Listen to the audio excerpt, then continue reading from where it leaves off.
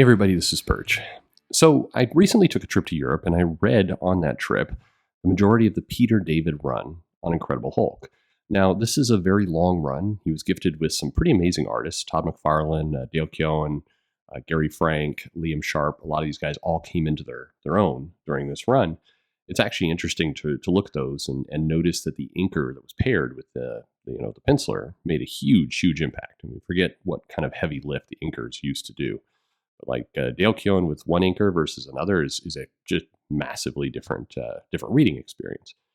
But as I was reading these issues, I couldn't help but notice that, and this is not a new thought, but as you're going through it, Peter David, who's won several awards for a lot of his writing, and particularly for this run of Hulk, is considered a very celebrated run. In today's standards, if these comics books were put out today, there would be plenty of YouTube videos and commentators talking about how woke it was. And the reason why is that certainly it involves plenty of discussions on social issues. You know, it tackles AIDS, tackles gay characters. It actually mentions bisexuality at several times during the run. It talks about domestic abuse. It talks about equity and feminism and a bunch of topics that, today are the subject of a lot of videos. You'd see panels pulled out of like Marlowe telling off the Hulk, and people would be like, yep, woke Marvel. But here's the thing, it doesn't read that way. And I read those issues when they first came out, and so reading them again, I was surprised to by and large, big parts of it hold up, certain parts don't.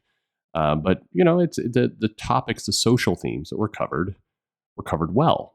And as I'm reading this, I was going, this is a good way to tackle this topic. It feels much different than the comic books produced today.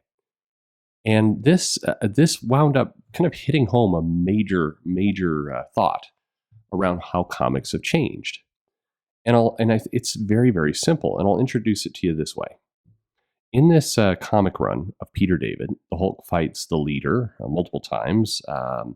He fights basically his entire rogues gallery, including even more supporting characters like Beast. He fights the Pantheon. He joins the Pantheon. Agamemnon comes back. He fights space aliens. He fights the Avengers a couple times. I mean, it's very much a lot of Hulk villains. He also fights kind of situations. He and Betty wind up in a town kind of on the run, and there's some domestic abuse going on, and that's the Hulk has to kind of realize that he can't solve every problem by, going in and smashing it. And so in some cases there isn't a good solve.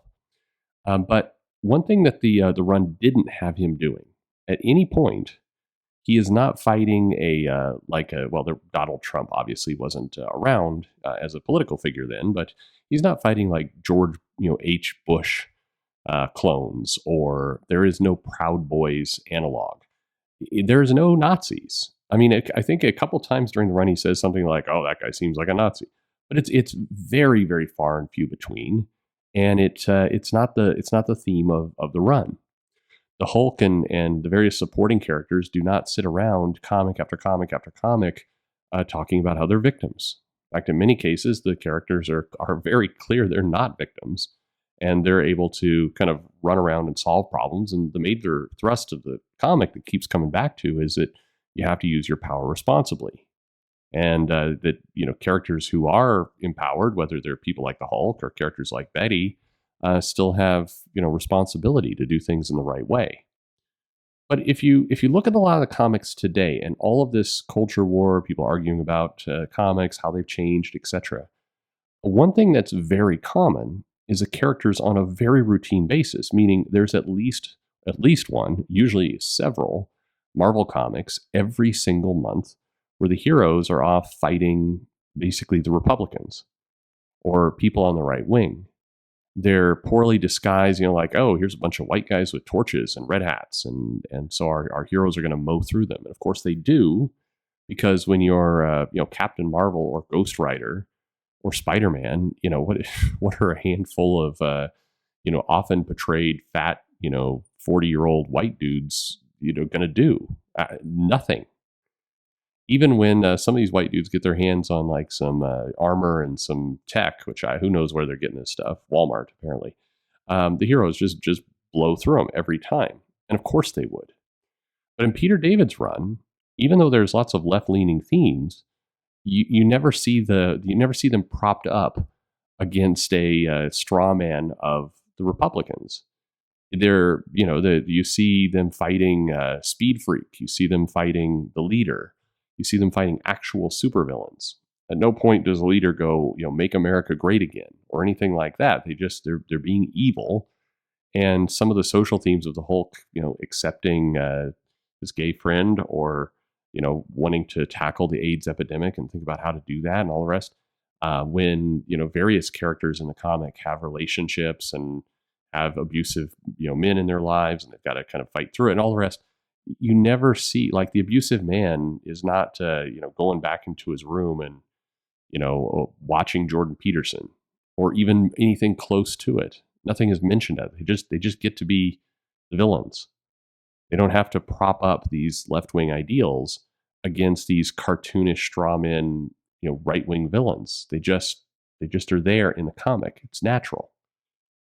And it strikes me as I look back at other comics during the time period, people should understand, even if you're pining for comics in the 80s and 90s, there's no doubt that comics leaned left. The creators absolutely, by and large, did. But the politics that came into the books were like what Peter David did. They would bring up the theme or the topic. In this case, one of the characters used to hang out with the Hulk has AIDS. People aren't sure how to deal with it because they're afraid. There's a lot of fear about AIDS at the beginning, and the character wants some dignity in life. And it's an issue that won awards. At no point are we introduced to a cartoonish, weird kind of right-wing Twitter villain that's going to come in and say, "You deserve to die because God said so." There's none of that. There doesn't need to be any of that because the story holds up on its own. And in many ways, the theme that's being introduced, tolerance for others and helping out your fellow man and all the rest, it plays better because it's allowed to just be itself. It's allowed to just be pure. It doesn't need kind of phony antagonists coming in.